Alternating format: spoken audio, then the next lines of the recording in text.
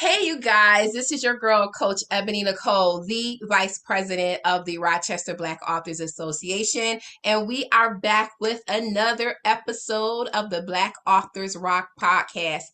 Today, like any other day, is a great day to chat with a Black author, and we have Miss Verona here. But before we jump into it, you guys already know I need you to subscribe to our YouTube page. I need you to follow us on Instagram, Facebook, and on Spotify. We need your support to help us grow. So, like, share, comment, everything so people know that this is worth listening into and watching. All right. If you want to be our guest, don't worry about it. I'm going to have all the information at the end of the recording, and you can just contact us and we'll have you on so you can come on and brag about you. You can get the spotlight pointed on you, and people can get to know you near and far. Reach audiences that you didn't even know were waiting to hear about you. So, without further ado, Miss Verona, big hair don't care. You said the hair is a statement, it's a purpose. Okay? I want you to tell the people who you are and where you're from. Woo! That is a loaded question, isn't it? Yes. First of all, I want to celebrate you. And I want to thank you before I go any further from having me here. You're welcome. So let me roll on in there. Many may know me as the lifestyle coach, the published author 2 times, the youth mentor, and all of that, the podcaster, the host of my own show. So that's all they know about me. But see, one thing they never know about me is that I was that single mother who struggled. Struggled. So they saw all the smile, all the glow, all the energy, but the struggling part was there. Yeah. You see, those struggling time was what I learned how to be me now. I learned how to sit and eat out of my daughter's plate when there was not enough food, when there was not enough money, when there was not enough space. I ate the crumbs from her plate just to make sure that she survived. And me was just watching over her like the mother I wanted to be. I wanted to be that mother. See, I grew up in a family with many siblings, with both parents. And I watched my mom and how loyal she was and how dedicated she was. And I had that dream that I wanted to be that woman. Yeah. I wanted to be that wife. I wanted to be that lady. But it just happened that life turned what we would say south. I grew up to be that woman indeed, but a single woman, a single mother. And what was sad about it, in as much as I admired my parents, I was a single mother who was home with them. I lived home with my parents. Oh, so many people might say, but that's a good thing. In a sense, it is. And in a sense, it was. Because my mother was the greatest babysitter there was. But my dad, oh, he was so disappointed in me. He had high hopes for me. I wasn't a single child, but he had high hopes for me. Because see, I was always a honor student. I was always a top student. I was always that daughter. So he had high hopes for me. He wanted me to reach further than he did. Yeah, of course. Yeah. Because he only completed 6th grade. And my mother only completed 4th grade. Wow. So he wanted something more than me being a single mother living under his roof. So those days, I would sit home with them in shame. I knew what shame was. I felt shame. I lived through shame. I knew what disappointment was because I lived through it. My father had nothing to do with me, even though I was living under his roof. He had nothing to do with me and my daughter. He didn't want to be the grandfather because I had her out of wedlock. He didn't want nothing to do with her. You see, so many times we do things, and when we do things, we try to please people. Yeah. We try to please others, and that includes our family, because that includes your parents, your sibling, Mm-hmm. whoever it is. Mm-hmm. And oftentimes society tell us that we should be having this at a certain age or that at a certain Mm-hmm. age, Mm-hmm. Mm-hmm. Yep. married, have a Have a house, have a house, job, a great have all job, these get a things, car. have a car, okay? That's what society says. Yeah. When I was only 22, and 22, being a single mother was not in society buckets. Mm-mm. Mm-mm. Living at home with my parents as a single mom was definitely not in society buckets. Yeah. But we have to learn. We have to learn to know who we are. We have to learn to know how our own dreams matters. Yeah. Yeah. We have to learn to know our purpose matters, because those opinions of others oftentimes hold us hostage, Mm-hmm. Mm-hmm. hold us in place. So we can't strive because we have all of this shame and all of this disappointment Yeah. over us Right. Hovering. Can't get and past it. cover us. And we can't stretch and we can't stretch and we can't stretch. Yeah.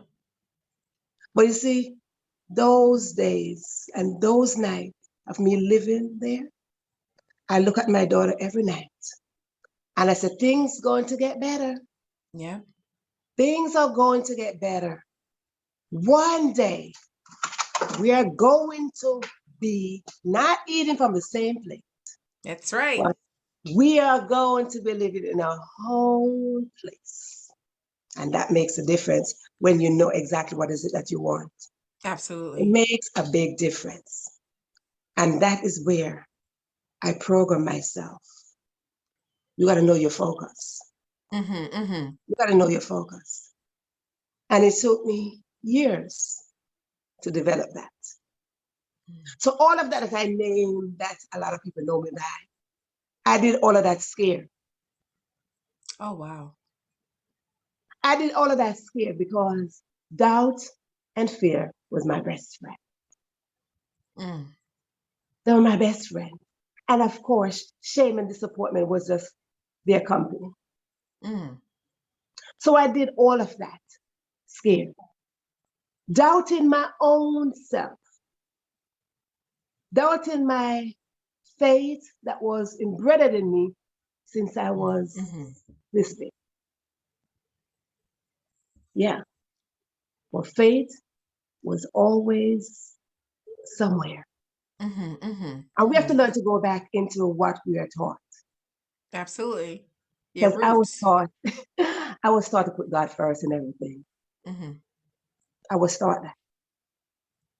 But it's years later, after I got used to the shame and Mm-hmm. used to the disappointment from my father every time he looked away from me when I Mm. tried to bring his granddaughter close to him. He would just walk away, look away, That rejection. My God. and rejected both of us. Mm-hmm. Both of us. Do you know what rejection feel Mm-hmm. My like? goodness. Do you know what disappointment feel like? Mm-hmm. Do you know what shame feel like? Because I know that. I know that. I know all of that. But years passed and my mother died. Mm. And when my mother died, I knew I had to get my own place. I knew I had to grow up. And oftentimes we don't learn to grow up. Yep. Hmm. I had to grow up. And I did. And I got my own place. Mm. That was great. I got my own place. But sis, let me tell you something. When you get your own place, you pick up responsibility. Yes, absolutely. So all the shame and all that stuff, they're there. But you got to learn responsibility. And I learned my responsibility well. Because the very faith that I had, the very faith that was planted in me since I was this big, got tested when I got my own peace. I can imagine. Yeah, we got tested. Because at that time, I was still a single mother. And here I go with my daughter on my hip. Everywhere I turned, she was on my hip. And she was going. You see, we carry pocketbooks and we have all of this. But my daughter was my hip book.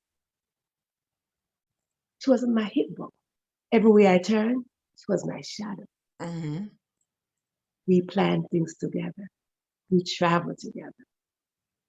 I sacrificed everything for her. Everything. But you see, there was one day, and I remember it so clearly. That was 2009, December. That day, I remember testing the very thing that I had. I left my daughter home by herself. Not because I wanted to abandon her. No. Everybody was listening. No. I never wanted to abandon my daughter. I had that thought when I was living with my parents. Mm-hmm. But no, I was the mother, the responsible party, the single mother. I left her home because it was too cold outside to take her. But how many of us know that sometimes we have to sacrifice for love? Yeah. I left her home. It was too cold to take her outside. And I had a doctor's appointment because many times we attend to our children, but we forget about ourselves. I had a doctor's appointment, my dear. And that moment, I look at her and I left her sleeping and I looked down on her and I said, Mommy, we'll be right back. I'll be right back.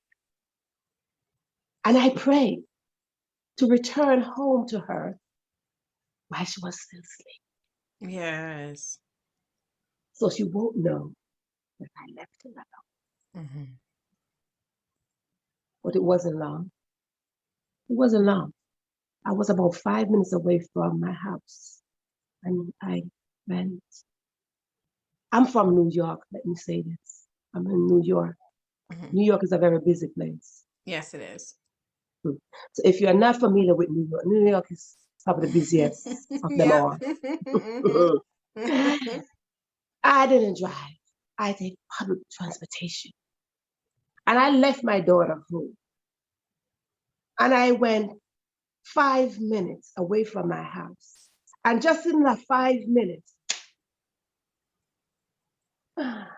my light became darkness. Just all I saw was darkness. Darkness. So you might be saying, why? Because I would like to question myself too, because it took me a while to question it. Because in that moment, when I saw that darkness, all I could see was this darkness. You understand what darkness is? Darkness is when you turn off your light. Yeah. You got nothing like that. That's darkness. As I mentioned earlier, my mom was dead. But in that darkness, I heard my mother's voice. And my mother saying to me, go back. Go back. Now, if you're saying go back, something that doesn't mean I'm somewhere. I'm somewhere. And I was so happy to hear my mother's voice. A mother's love can never go nowhere. Oh, And absolutely. if Totally you're a agree. mother and you can relate, then you know what I'm talking about because that is unconditional love. Yeah. When my mother left me, I went in depression. When my mother left me, I didn't thought I would survive. And this was 4 years later. I'm hearing her voice. I was Mm. happy for my mother's voice.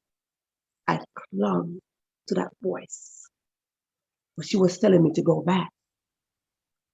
Now, I got confused.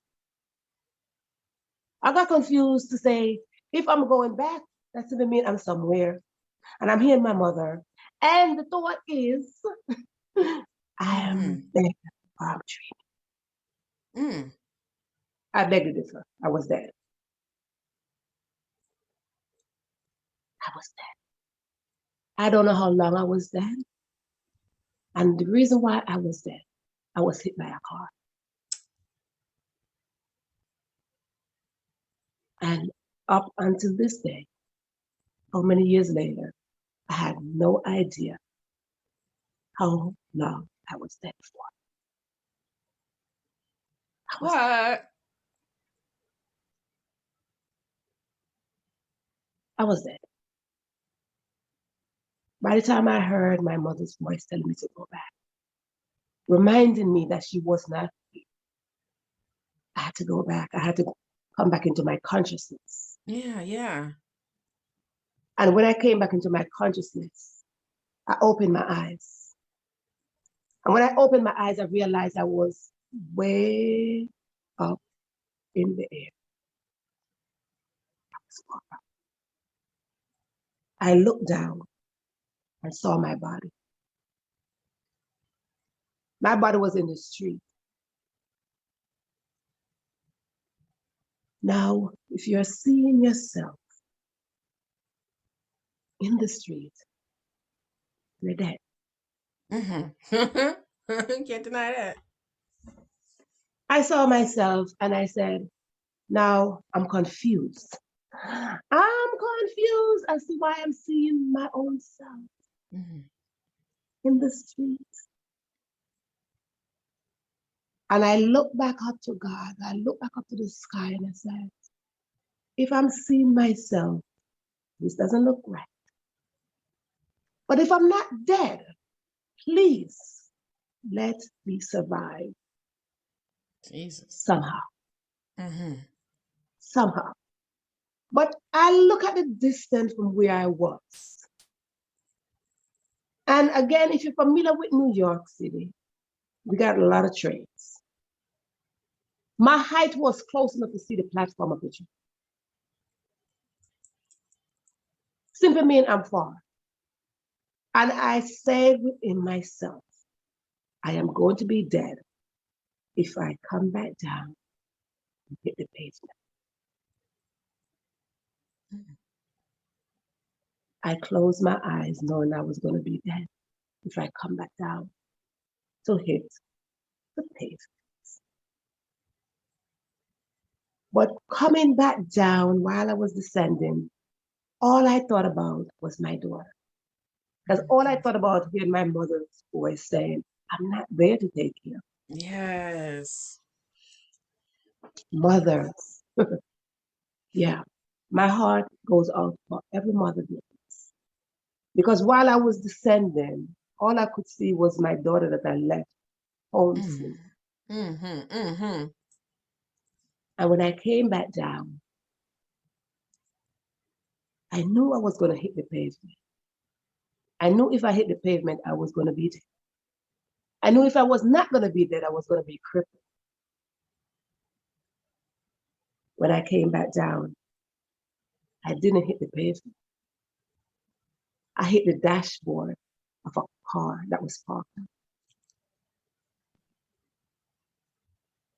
I talk about it now because now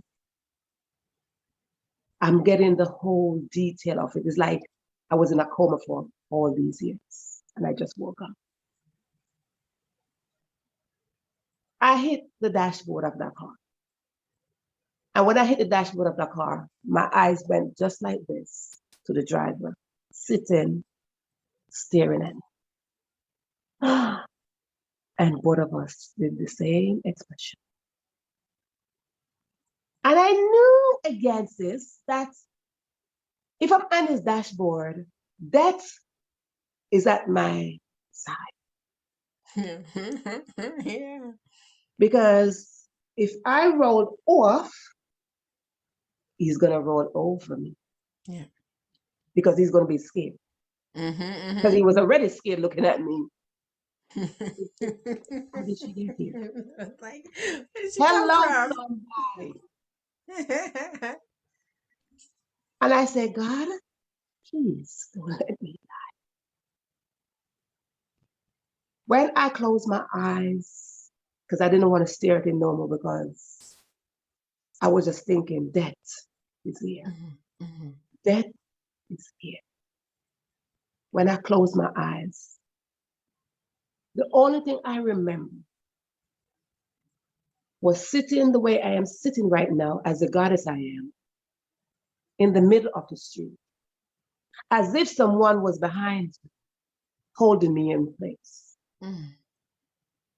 I felt the push when I bounced off his dashboard, and the way I'm sitting right now, exactly how I was sitting in 2009 on the hard, cold, concrete street, staring in space. I heard a voice behind me. I'll give my angels charge over you. I remember my teaching as a little girl that God is faithful. Put God first. Absolutely. And I tap into that voice that says, I'll give my angel charge over you. Thank you, Jesus. While I was sitting there hearing that voice, all the noise of people everywhere screaming, oh my God, call 911. Hello, please, miss. Oh my God. It was so chaotic. But I was still. I couldn't move. My common breath that I was breathing was hurting. I had no pulse. I had no heartbeat. I was just still. I heard the siren coming and I couldn't turn my head. I heard people coming up to me, miss, and I couldn't turn my head. I was just like this. When they came and picked me up, as you see me sitting here, I remember when they picked me up and put me on the stretcher. I said, God, I really don't want to die. Because, for one, my daughter is still young. I want to raise my daughter. Two, I left her home sleeping. And it would be very, very hard. But this news hit her when she wake up. Three, I felt incomplete. I felt incomplete. Yeah. How many of you know that it will take circumstances for you to feel incomplete? And you Yes, see, I yes, yes. survived that accident. For one, for my daughter. Two, for me. And three, for you. Come on here.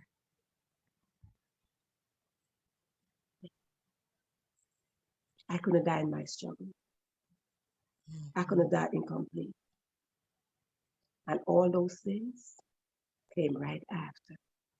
Years later, all those titles I named came after I survived that in 2009. Because God says, your job is not done. Oof. God says, people like you, Ebony, was waiting. God said, those who are listening to my voice right now were waiting for me.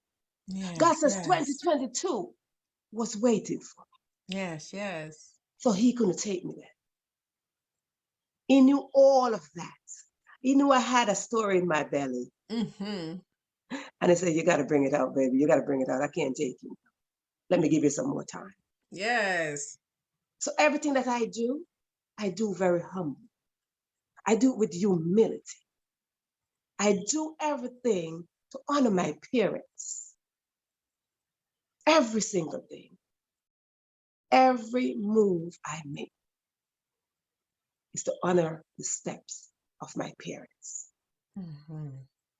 and to call God in front of me.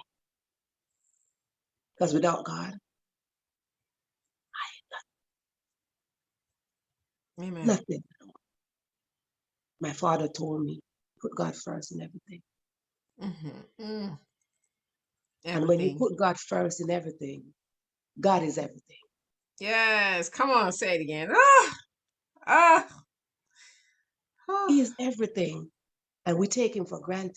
Mm-hmm. Mm-hmm. Maybe I did take him for granted before that accident. But I learned after that accident not to take anything or anyone, Yeah. time and space for granted. Absolutely. Because just like that, your light can become darkness. Yes. Just like that. Your very Oh my God. life, your very breath that you're breathing. Quick. Oof. Without a thought. Lord Jesus. God, it took me this long to capture every moment of that accident Mm. because God kept me all those years in his hiding place. Away from all of that, let me remind you something and let me tell you something. That accident never caused me to get one surgery. That accident never caused me to be admitted in the hospital. That accident did not give me a broken bone. I'm sitting here with you right now as the goddess I am again. Not one broken bone. What? Not one. Because God says, I got you. You must know when God got us, he got Oof. us. Not the only thing that I broke, and I laugh about it now that I got the real vision of what took place. I broke my nail. Ooh, hello, my nail. I broke my nail. Okay, I broke my nail. I had very nice It's nails. funny. I had very nice nails, and I broke my nail, and I cried over my nail. I'm like, hello, I broke a nail. Oh, are you thinking about your broken nail? Yes, I am. I broke a nail. And I was like, wow. I was like, geez, can I have my nail back? That Not part. really. I gave you life. Your nail will grow back, girl. Don't worry It about it. will. It will. Yeah. So God got a sense of humor because he only broke my nail. He does. Yeah. So he got a sense of humor. So I do what I do because I know where I'm coming from. Miss Verona, Yes, you darling. shared a very impactful, informative, faith building story. What did you do with it after you survived it? Did you put this all in the book? I didn't put this survival story in the book. That book is not written yet. Not And yet. I not yet. And the reason why it's not written yet, because it took me all this time to gather that, to gather the fact that I had that accident. Yeah. It's like I was walking and achieving things in a coma. And I don't know if that makes sense. I don't know if that makes sense to you. So All like those years. From 2009 to 2021, it seemed like I was walking in a coma by achieving and achieve these things because Yeah. that accident didn't play a part of my life. Mm. That accident did not distract me throughout the years. So what is it that, as an author, you're going to share your story at some point? At Now some you're point, I will, now you're because now I'm remembering all these digesting it. things. So what's giving you the drive to finally share your story? So now, this is why I am now a two-time published author. When I realized that I would have died in my struggle, I Mm-hmm. knew I had a story in my belly, and that story is finding my voice, Yeah. How'd finding you lose myself. it? Well, finding your voice, but how did you lose your voice? I lost my voice. What I didn't mention here in that accident, even though I never had a surgery and never had a broken bone, I lost my memory. Oh, I Jesus. lost my memory, and that simply means I lost myself. I had Mm-hmm. no idea who I was. I had no idea who the daughter that I was raising was. So I lost my voice somewhere along there. Mm. I grew up in a very big family, as I mentioned earlier. I was on the bottom of the list, so my voice was very minimal. Yeah. Even though I kick and scream for like somebody please hear me. You Mm-hmm. know, my voice was very minimal. I never had a platform to speak the way I wanted to speak, to Mm-hmm. express myself the way I wanted to express myself. I never had that platform. So while I lost my memory for about 6 months straight, God taught me well. Mm-hmm. He was my teacher. He came back and taught me who I was. He exposed. He allowed me Mm. to Thank you, learn me. Jesus. He allowed me to study who my daughter was by Mm. looking at things and matching her up with her certificates and her trophies and her pictures and all this. So he taught me. And then he showed me, said, now I created you. It's like I was a brand new me, New creature. a new creature, right? He created me over. And like I said, I was dead. But until this day, I don't know how long I was dead for. So now I am this new creature.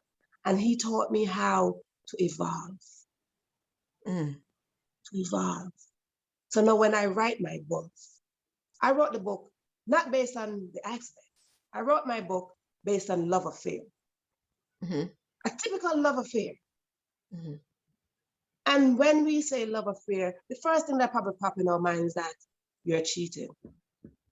Mm-hmm. He's cheating. Someone is cheating. Mm-hmm. That's usually probably the first thing that pop up in our mind.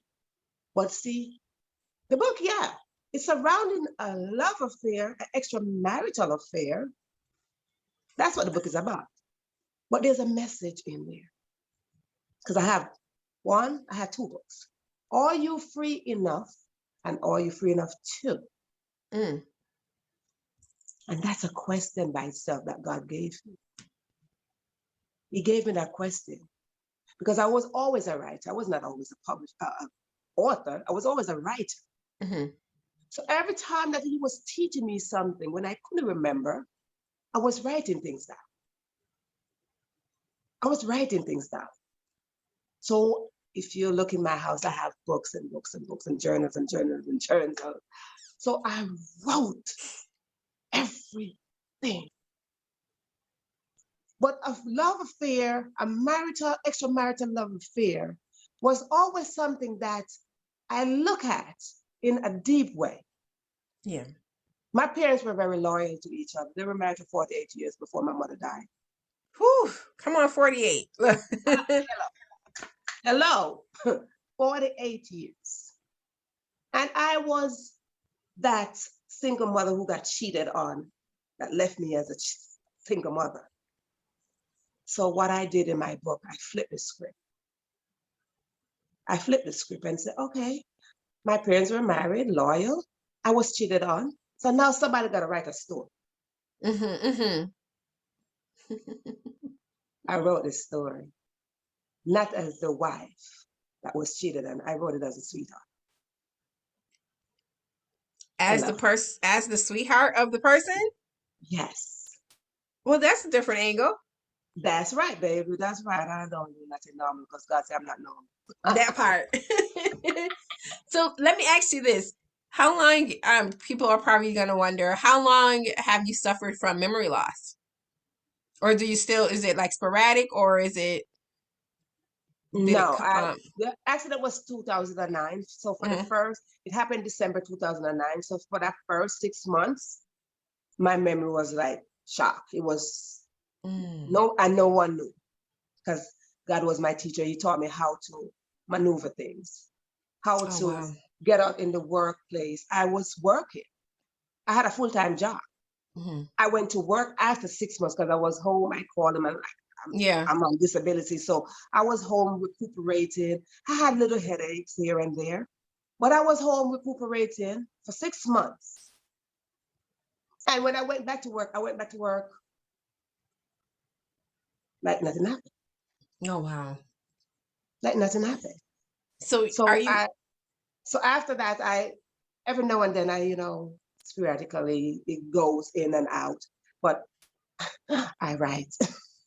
so what is giving you the drive to even tell your story? So, because like My for some voice. authors, there's a number of ways that authors can really expand their author platform. And it seems like for me, you are building your platform based on your life story that you haven't written yet, but you are able to speak. What for you is the difference between speaking and writing your story? And what has made you comfortable? Because clearly you're comfortable to speak it, but what's making you comfortable to now write it once you do, or to get that drive to write it? Okay, so what gives me that drive? What gives me that drive is the fact that I'm still alive. Yes. I'm still alive. And if I'm alive, if God allowed me to be alive, there's something that He wanted to bring forth. And I discover what my purpose is. Hmm. So that accident allowed me to discover my purpose. And that purpose is to allow you to birth what's inside of you. Yeah, yeah. Because no one had helped me to birth what was inside of me but God. Hmm. So now that He allowed me that, He said, now you be the midwife. For others. Oh, You be the midwife. I birthed you, but now you're going to be the midwife. And here I am. I set the platform to be the midwife for you. I say, yeah. come, let me help you birth what nobody helped me birth but God. Yes, But let me help yes. you birth because you are struggling with a baby. Okay. Let me help birth you. And God showed me something. He said, listen to me. You were the caterpillar. Hmm. And I did like this. Yes. Come on, wings. I brought you out as a butterfly. Yes. And when I did that, you cannot come back to this. Nope. Hmm. He said, you Hmm. will never return to be a caterpillar. You are now evolved Can I go into back? your authentic self. Yep. The self that I let you survive that car accident to be. So I want to tell somebody who's out there who's still struggling with that baby book, that baby Yes. story can be birthed. That's right. You need a midwife. And that's what gave me. And that is what giving me fluid. And it's giving me fire. Yeah. And it's giving me more than a drive because it's igniting everything inside of me to birth your child, Mm. help birth your baby, to tell you push. Because when you push, is when you become your authentic self. That's right. If you don't push, you cannot give birth to your authentic self. And for me, this is Verona. So I want you to tell people, because we're gonna wrap it up, because I could tell that you, ma'am, got so much more. to tell, okay? And I'm not mad at it because it sounds like to me you're a storyteller. And I actually like that because from the start, you pulled me in. I'm like, oh my God. Oh my God. Oh my God. I was pulled in from the start. So a storyteller is what you are. Definitely do not ever stop telling your story. Yeah. But what is one thing that you would tell authors? Because you want authors to push. What's something that authors that are watching that they can take today and push tomorrow? What's a tip or a strategy or something that they can take today and use tomorrow to push out that's waiting inside of them? All right. So what I want to tell you, authors out there, your vision was given directly to you. Mhm. Visions and dreams are yours. I didn't get your vision. Ebony did not get your vision. No one else got your vision. No one else got your dream. Your dreams and visions were given directly, intimately to you. Yeah, Until you can come to realization of that, your tomorrow will be waiting for you. that's right. Push.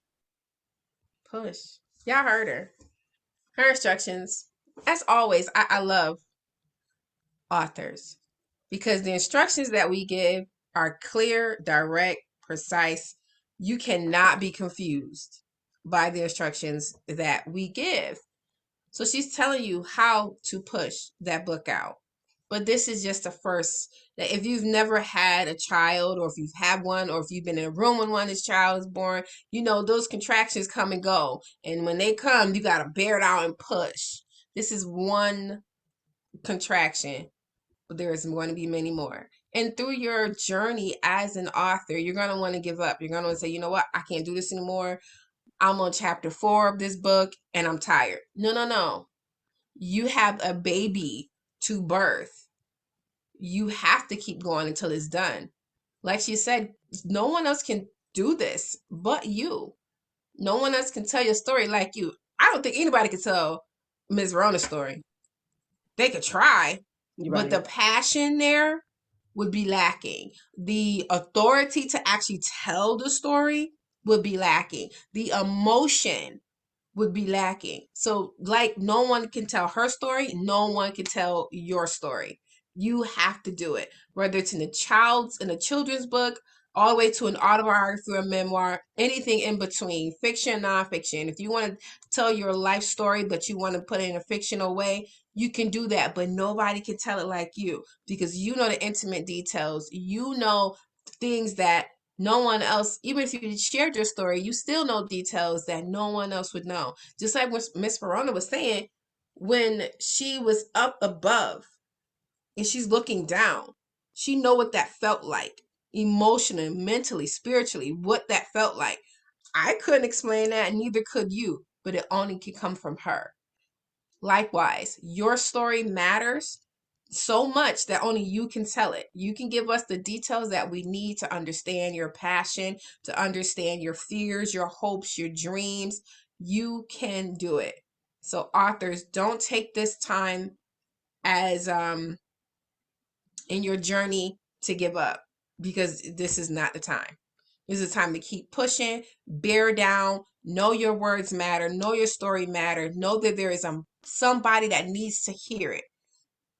If you are watching live this video, I'm telling you, I was just hooked. My face was just in awe. I'm like, what? Just what? Just what? Oh my God. Just because her story is so beautiful and it pulls you in. It doesn't let you go until she's done. If she could speak it, she could write it. And I look forward to reading her story.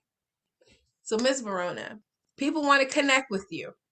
How would they do that? How would they say, you know what? I want to get one of her books. I want to get both of her books. I want to be on her mailing list for when this life story drops because I want to hear it. I mean, I want to read it.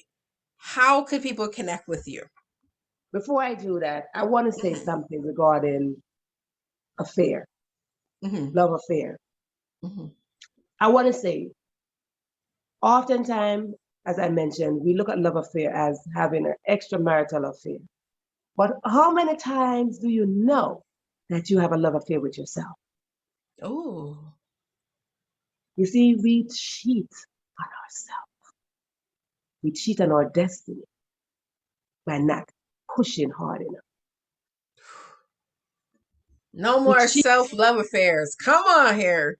we cheat on ourselves with our dreams because we give up.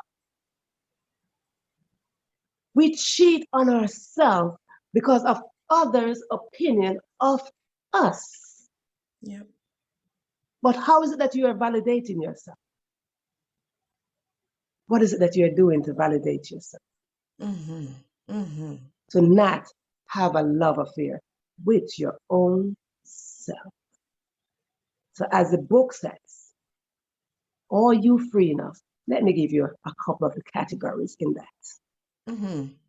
Are you free enough emotionally? Are you Hmm. free enough mentally? Are you free enough socially, physically, financially, spiritually, and sexually? That's the question that Mm. I'll leave you to answer for all those categories. So if you need to get in touch with me, it's very easy. Type in my name, Verona Willis-Brown. I'm everywhere. It's only one Verona Willis-Brown, I would believe you. Verona Willis-Brown. I am on Facebook. Instagram. I'm on Facebook. I do have my own show on Facebook at Are You Free Enough page.